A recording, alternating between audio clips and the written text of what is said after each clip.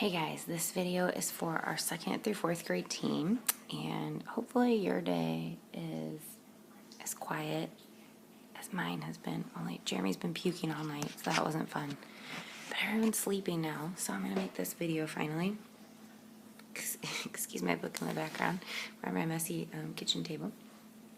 So this month, the kids have been learning all about courage, being brave enough to do what you should do, even when you're afraid. And our memory verse for the whole month has been, be strong and brave. Do not be afraid. Do not lose hope. I am the Lord your God. I will be with you wherever you go. And the first week, kids learned about Moses' mom having bravery, courage to put him in a basket in the river so that Pharaoh's daughter could find him. Then the next week we learned about Moses having the courage to go to Pharaoh and ask for the Israelite slaves to be released, and we learned about the 10 plagues.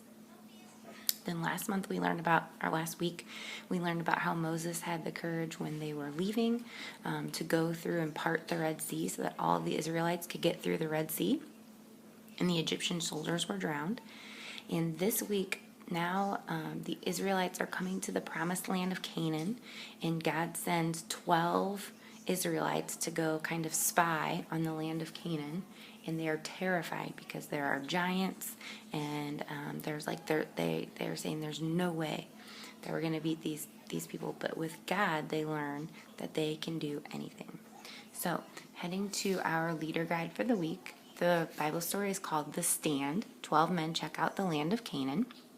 And our bottom line is, you can do what you should even when others are afraid. So we would love for you to join us in the garage room at 8:20 and 10:20 for coffee and donuts and to pray with one another. And then just make sure that you're in your small group area by 8:30 and 10:30 so that you have everything ready to go. Then pre-service, you're going to do some laser mazes because these 12 people that went to Canaan were spies. So you're going to have your small group kids kind of acting like spies. So first, make it personal. Be sure that you know each kid's name as they enter and help any first-time guests to feel welcome. But then you're going to challenge the kid to pretend that they're spies by sneaking into a secure space and move through the maze without setting off the alarm. So what you're going to do is just take a few chairs in your space, and we're going to have some tacks, and you're just going to tack down the crepe paper kind of around the chairs. Just kind of make it like a little where kids have to like crawl under it. You can make it harder where they can crawl through it, whatever you want. And if you want, and if you think your kids can handle it, a small group leader can act like an alarm and make a noise whenever the kid touches their crepe paper. So you're just going to kind of make like a little laser maze for them to go through as they come in. Then your interactivity, when service starts at 9 and 11, you're going to have butcher paper in your space, and you're going to have kids draw pictures of things that they or other kids their age might be afraid of doing. And then encourage kids to just share their thoughts as they draw. So then you're going to say, in today's story, we're going to hear about some spies who were very afraid. So let's go to large group and find out what it's all about. So in large group this week, you will have a live host, but you will be watching the video for the story. When you return from the story, you're going to do a review activity called Courageous Interviews. So you're going to have these interview activity pages that look like this. So this is interview number 1. It says scenario. You and some other members of your small group have to present an interview to the rest of the group. But some members of the group are scared to talk in front of the group. So these are the interview questions. And then the second interview sheet says their scenario is, you and your friends are finally old enough to take the swim test that will allow you to use the diving board and go into the deep end of the pool. You already decided that everyone would take the test because you want to be able to keep playing together in the pool, but some members of the group are scared to take the test even though they know they have the skills to pass it. So then you've got some interview questions. So what you're going to do is you're going to divide your kids into 2 groups and set out some pencils or pens and give each group all the copies of the interviews activity pages. So you're going to give each group both of those interview pages, and you're going to explain that each group will be conducting an interview within the group. So you're going to tell the groups to choose someone to be an interviewer and someone to play the role of a courageous kid who wants to do the thing in the scenario. And the other kids will play the roles of the scared kids who don't want to do the thing. And they'll come up with all kinds of excuses not to do it, like the 10 spies did in today's Bible story. So only 2 of the spies showed bravery. And you're going to give the kids plenty of time to prepare for their interviews. They can write answers, notes on their paper, and then let kids know that they can all help each other with their responses while they're preparing, even if it's for roles that they won't be playing. And then you're going to allow each group to present their interview to the other group and encourage them to ham it up and just kind of have fun. So actually, one group will get interview number 2, one group will get interview number 1. You're going to have one person saying, what's the situation? How do you feel about it? What do you think you should do? To the courageous kid, then to the scared kids, why do you think you shouldn't do it? Then to the courageous kid, what can you say to the others that might convince them? And then what's your decision? So the kids are going to kind of work this out, and you're going to interview them. If that makes sense. So then you'll close this activity down by saying, so guys, both groups came up with what seemed to be some good reasons to not do what you should. But the courageous kid in each group presented some better reasons to do it.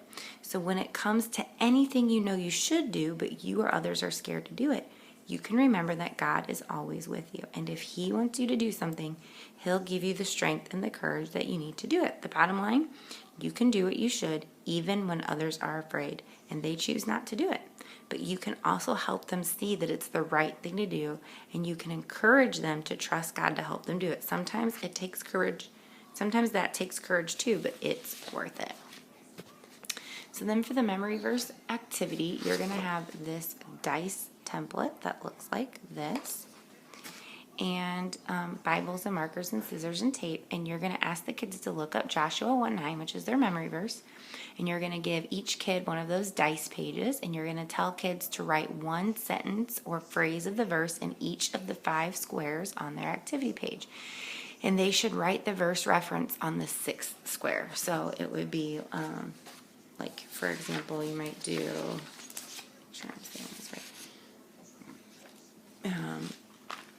be strong and brave, do not be afraid, do not lose hope. I am the Lord your God. I will be with you everywhere you go. Joshua 1:9. So that's kind of how that should look. Let's see. Then you're going to have them cut out the templates only on those outside lines. Hold on. Don't touch it. Put it back up on the half wall, please. Henry, can you be patient right now while I'm making this? Thank you. And then you're going to show kids how to make a cube, help them to tape it in place. Quiet. Henry, finish your lunch. Okay. Then when everyone is finished, you're going to play a game with the dice. You're going to have kids sit together in a circle.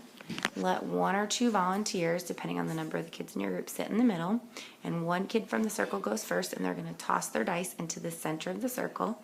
The next kid does the same thing with their dice. And so, Henry, please stop. Shh. Okay, just let me finish this, please. The kids in the middle have to keep their dice on whatever phrase they land on while scrambling to put them all in order.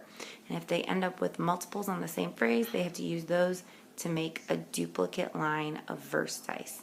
So they may end up with a full verse and they may not. When all the dice are in the center of the circle, you're going to lead the group to say the phrases in order of the dice. So all the kids are basically going to roll their dice in the middle. The kids in the middle are going to try to take all those dice and put them in the right order. Henry. Shh. No, Lola's sleeping. Henry. I'm not going to. Oh, good Lord. Okay. So then you're just going to say, so we're going to look at Joshua 1:9. Look at the first sentence. It's the sentence before we're using it as our memory verse. And what does it say? So this is the 1:9a. So this isn't part of our memory verse. So yes, that's the verse. That the rest of the verse is a command from God. So this isn't just something that I'm asking you to do, or your parents are asking you to do, or our pastor is asking you to do. This is what God commands you to do and what He commands us to do. He gives us His power to do that. Isn't that awesome? So don't get me wrong, it's not always easy, but it is possible. And then just to, you got some optional discussion questions, and to close down in prayer, you're going to have kids look up Joshua 1:9 one last time. Encourage them to use the words of the verse as a silent prayer, and just give them time to pray individually, and then you can close down in prayer. So guys, also tomorrow is our costume party. We're going to have candy.